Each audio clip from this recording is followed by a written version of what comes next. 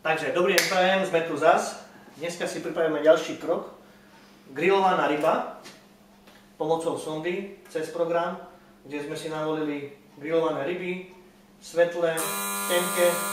A ako vidíme je zapípala nám firma akusticky. Akusticky nám zapípala firma, že môžeme naložiť losos, kde ako fines som si pripravil pečiaci papier, kde chcem ukázať, ako predtým sme si urobili puding.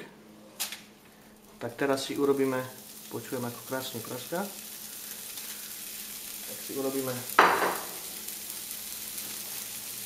steak z lososa, kde zase nám tá tepelná sonda vyhodnotí teplotu. Krásne si opečieme, zachová si všetky minerálne látky, robíme bez tuku. Zase chcem vyzdvihnúť to špeciálne dno, ktoré nám šetrí až 40% energie.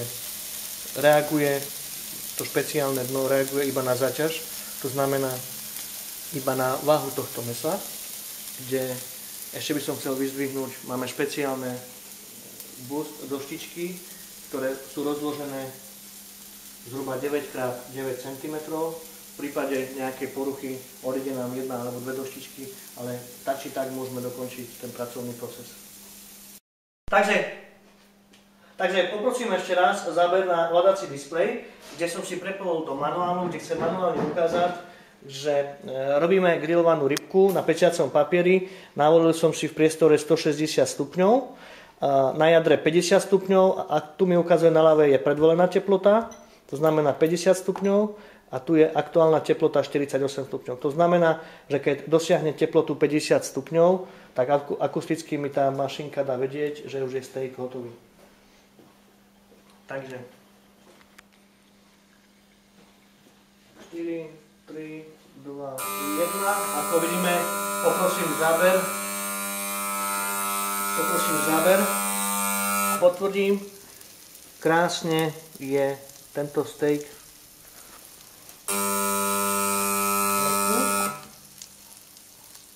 Prípadne skontrolujem si ešte aj druhý.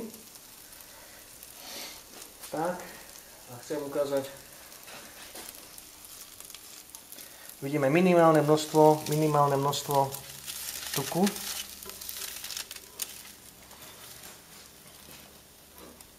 Ja si zoberiem takto pre kontrolu.